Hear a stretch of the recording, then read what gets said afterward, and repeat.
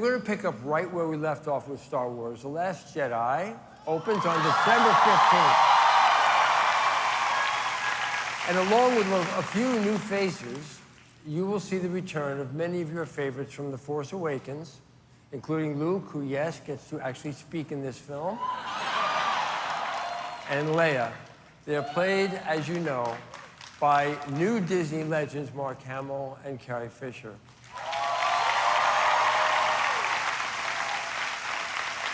Our Jedi master on this film is the extremely talented storyteller, Rian Johnson. And Rian is honestly, he's as nice as he is talented, which is hard because he's so very talented.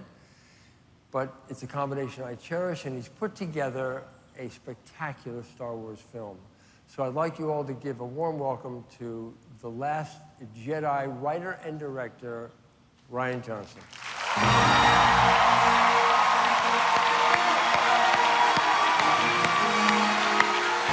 I had the time of my life making this movie, and part of that is what Star Wars, means to me, and I think means to a lot of us. And a lot of that is also the people I got to work with, the incredible crew, the amazing folks at Disney, at Lucasfilm, and the incredible cast, just like my favorite people. And we've got a few of them here today. Yeah. So we got some familiar faces for you. I'm going to start out by welcoming Daisy Ridley to the stage. Next, let's welcome to the stage Finn himself, John Boyega. Gwendolyn Christie is in the house. Captain Phasma. Kelly Marie Tran, who plays Rose in the film. Laura Dern is here with us. Last, but certainly not least, we have Benicio del Toro in a Star Wars movie.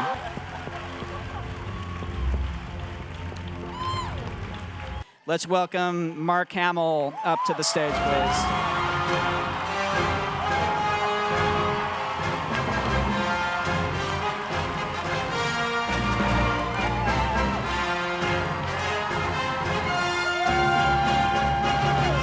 When I read the script, there were so many unexpected elements, which is great in a Star Wars film because it's getting harder and harder to bring new things to the table. And this is a real game changer. We wanted to give you guys a look inside kind of what we've been doing the past few years. And this thing is, it's super cool. I think we should just go ahead and run it. But this is a really lovely behind-the-scenes piece. It'll show you a little bit about The Last Jedi.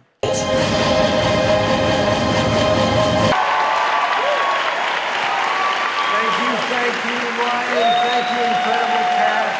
Thank you. What's funny is I wish Ryan had told us more we were allowed to say. Because it's funny because it's so fun being here, but it's also hard because you want to give people more than you can. But it's also where are we now? July, we're getting really close. We're almost halfway through the year. I think, are we halfway through the year? We're getting very close, so it's very exciting to feel the sort of countdown. And with the behind the scenes, because I hadn't seen it, I was like, oh my God, they're showing so much. So it's awesome. I was never really a fan of anything, so I'm still like, wow, about the feelings people have for this, but it's wonderful. It's something of unity and positivity, and in a world of awful divisiveness, I think it's wonderful that everyone's brought together. Yes, it's a film, but it means so much more to everyone, and so to be part of that on both sides is really special. Yes, we had a very great behind-the-scenes showreel. I think it looks fantastic. It just is a great way of showing the fans the kind of work that gets put into these kind of movies to make them happy. And it's a great way of just kind of breaking the fans into the story a bit and into the exciting things that we're going to be doing. So it looks good. It's really good. Yes, it's fun for me to see anything. I've done a little bit of ADR and I've just seen snippets of the film. I haven't seen long scenes. I haven't seen anything that's kind of plot heavy. So it was good to just see something, And yeah, I felt really, really proud seeing it. As soon as Ryan was just like, "Oh, we've got something more for you," they were like, "Oh, trailer, trailer," and that's kind of what I was saying as well. But it was nice to get, you know, a nice feel for the movie before we get slammed with a trailer anytime soon. It's very fun because you know you have people all over the world that you don't know who love what you've done for their beloved movie and their beloved franchise. It's like you're doing them a service in a sense, and they show that kind of appreciation. That for me is just, it's wild to experience that, because you go into the floor, you meet new people, different faces, and they all have something cool to say. And being a part of Star Wars and meeting fans is always a cool conversation. So I love it. Well, the fans have fueled the movies since the beginning. I call them UPFs, ultra passionate fans, and they know more about them than I do, because I haven't seen them since they were in the movie theaters. I've never watched them at home, and I constantly get myself into trouble because, like I say, they know the details and the minutia like I never could. Yeah, it's a fun way of involving everyone in the process without giving away story points, which is always a problem with, you know, there's a to and fro with the marketing people. You want to engage people, but you don't want to give away too much. Well, it's electric. I mean, I like watching the audience more than the footage, because it's rare that you see so many people transported with joy in one compact area. It's so thrilling to be here, because there's an incredible energy in that room that's unmatched. And I think many of us are really united through our absolute love of Disney, all things Disney, and the quality of their products, the quality of the films that they make, everything from the films to the merchandise. Everything is dealt with in a way that is full of hope and love, and we're so nostalgic for. With this film, I think as soon as I read the script, I thought it was a really brilliant piece of work, and it felt like the right tone of what we all wanted after Episode 7.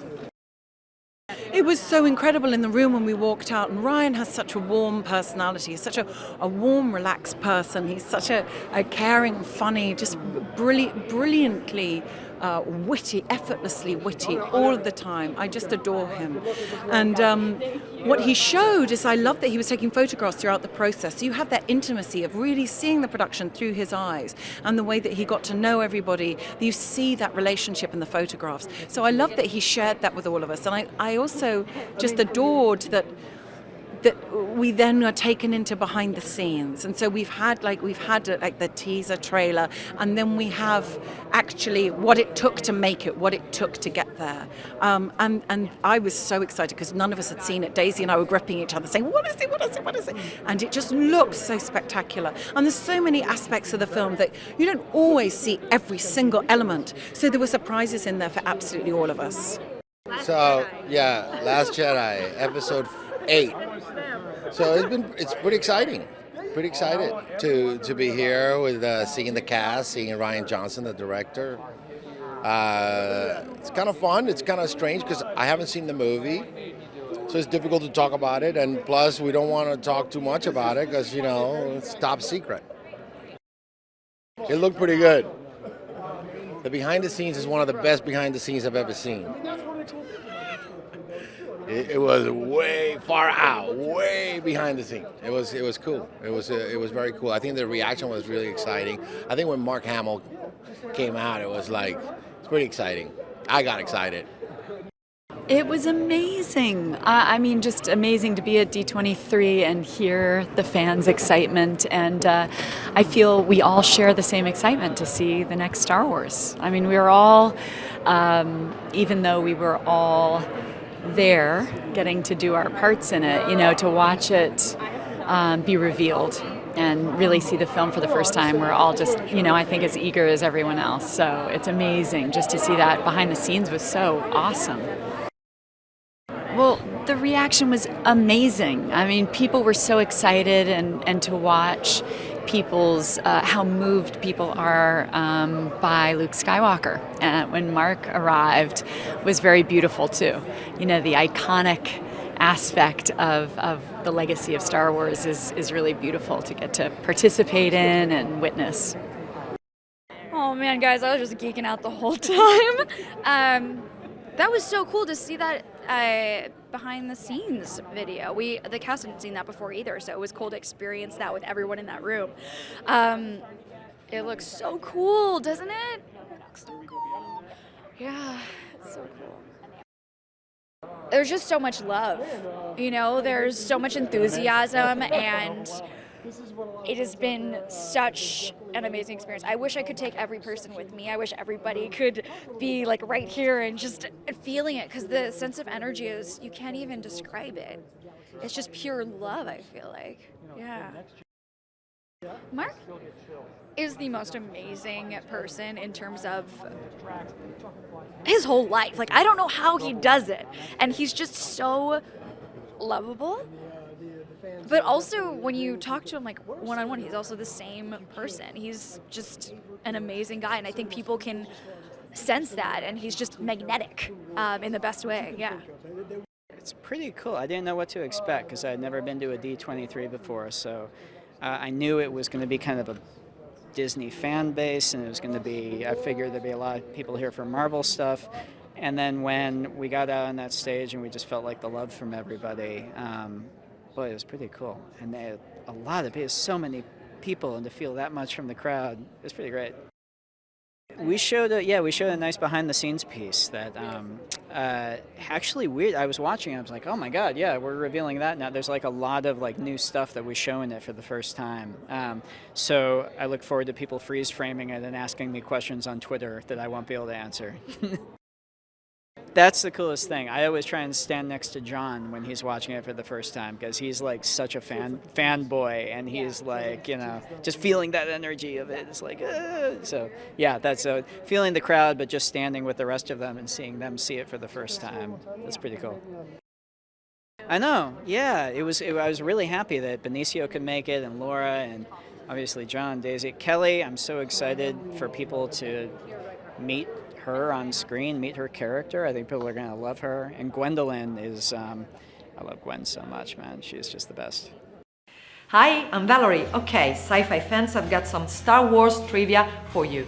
Did you know that when Star Wars was originally released, less than 40 theaters agreed to book showings of the movie after its release date was moved up to before Memorial Day? Around the same time, 20th Century Fox was going to release an eagerly anticipated adaptation of a best-selling book called The Other Side of Midnight, which theaters were eager to show. Fox then stipulated that any theater showing The Other Side of Midnight must also show Star Wars. Needless to say, Star Wars eventually became the highest-grossing movie ever made up to that time, while The Other Side of Midnight didn't even break the $25 million mark. Can you believe it? That's all for today. Subscribe and ring the notification bell to always receive the latest trailers the moment they are online. See you next time.